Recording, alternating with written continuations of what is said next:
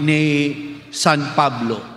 Mao kini ang atong kapistahan, the conversion of Saint Paul. Ug kining maong kapistahan nindot nga pamalandungan og sa ulugon. Tungod kay kini siya, makita nato nga kini dili ilang kinabuhi ni San Pablo, naghisgot kini og kinabuhi nimo. Tinuod, imong kinabuhi ang gihisgutan. Tungod sama kang San Pablo, ikaw matuuhon sa Dios. Ug ang atong lantaw mga kaigsunan, makaingon kita nga dakong milagro man na, Father, ang nahitabo ka San Pablo, di ko ka-relate ni ana. Di man siguro ta ka-relate sa impact diha sa kinabuhi ni San Pablo tungod kay iya man kadto, pero ang iyang inanay nga conversion diha kita makarelate. Kay sama kang San Pablo, kita wa gyud tay direct kasinatian kang Kristo. Inumduman nato nga si San Pablo nakahibalo kang Kristo, pinaagi lamang sa mga sulti sa ingon ini, ingon ni ana. Pinaagi lamang sa mga diskusyon o mga report nga giadto o gipadangat ngadto sa mga Saduceo o mga Pariseo sa ilang pagpaningkamot nga sila makahimo nga papadayon sa pagtuo nga sa mga Israelita. Siya usa ka disipulo ni Gamaliel, matud pa. Ug kinsa si Gamaliel? Hinumdum ba kamo nga usa ka Pariseo nakikita kang Jesus sa tungang gabi o sa pagagabi ug nangutana mahitungod kang Jesus niya giingnan ni Jesus kinsa kadtong dili mataw pag-usab, no? Dili mahimong akong tinun-an ang pagkabuon again gihisgutan. Mingus Gamaliel, usaon man pagkatao sa usa ka tawo nga tawo na di man siya pwede mosulod sa tiyan sa iyang inahan aron magpakatao pag-usab. Apa naghisgot si Jesus sa pagkatao sa Espiritu, diha sa Espiritu Santo. Mao kadto ang teacher ni San Pablo o diha sa iyang pagka-disipulo sa mga Pariseo, siya gayud masubsob nga nagatuo nga kining pagtuo sa mga Hudyo may tama nga pagtuo to the extent nga nahimo siyang persecutor sa iyang nakita ug nadungog nga mga sumusunod ni Kristo. Kay alang kaniya, si Kristo isa ka impostor nga naga-misled sa mga tao ngadto sa hiwi nga pagtuo. Mao ang response, mao gayud ang paglutos, pagpatay, pagtaral kanila aron unta sila dili mahiwi diha sa pagtuo. Apan kining maong conversion ni San Pablo nindot nga nahitabo sa iyang kaugalingon. Kay tungod kini siya mao ang paghatag o kamatuoran mahitungod kang Kristo, kamaturan una sa tanan nga si Kristo dili impostor, kundili tinuod gayud nga Dios. Nga si Kristo tinuod gayud nga nabanhaw. Kay alang kanila nga mga Pariseo, ang pagkabanhaw ni Kristo atik lang, gikawat lang ang iyang lawas gikan sa lubnganan aron maingon nga mabanhaw siya. Pero tinuod yun ang buhi kay nakig-istorya si Kristo diha kaniya sa iyang hunahuna o sa iyang kasinatian. Ikatulo, tinuod yun ay nga si Kristo ang Mesiyas.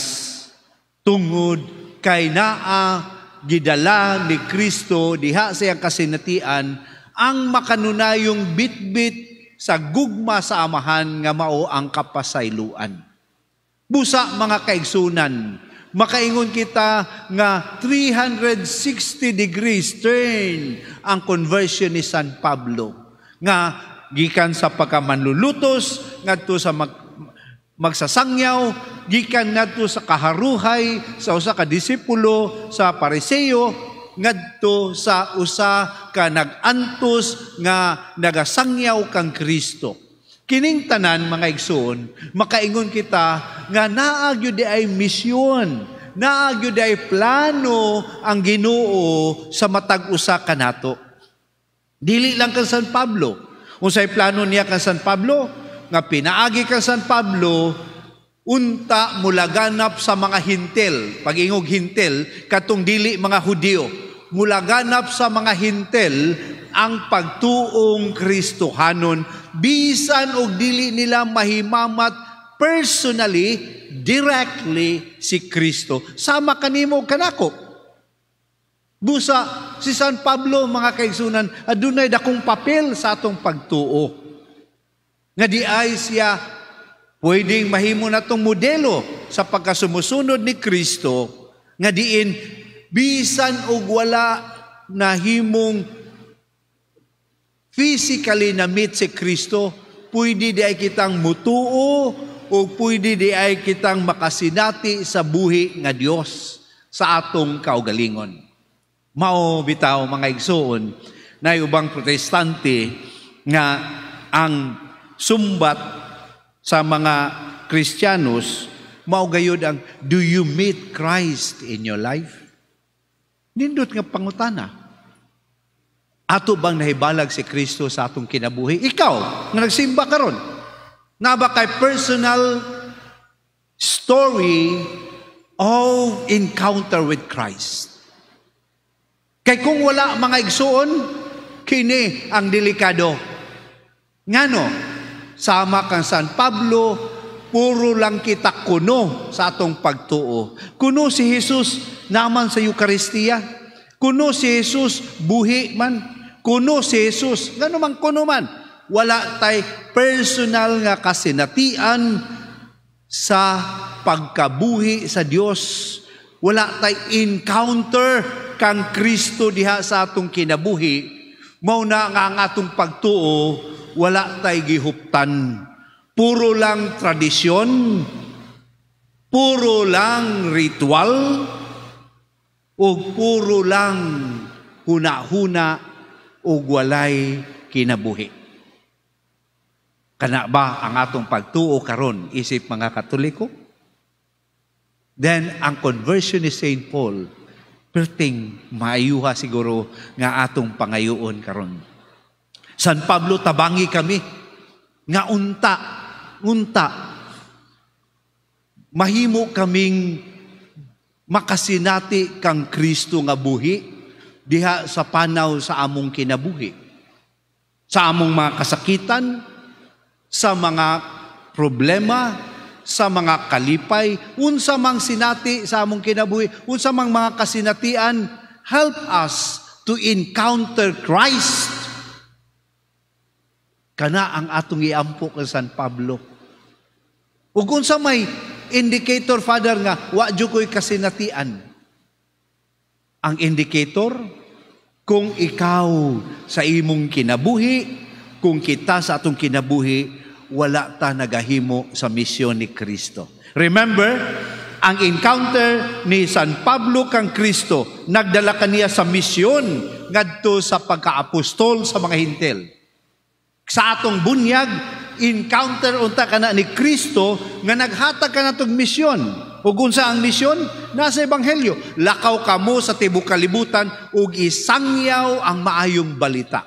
If this preaching of the Word of God, of Jesus, is not part and parcel of our life, our day-to-day life, then may problema nga kini indicator nga di ay kulang pa kita sa pagsinati sa buhi nato nga Dios. Yun sa manato, pagkahimong kabahin sa pagsangyaw sa mayong balita. Igo lang ba sa pagsimba? Unya matog kumusimba? Mukalawat? Mana? Sangyaw ba na? Dili. Dawat-dawat lang gihapon na.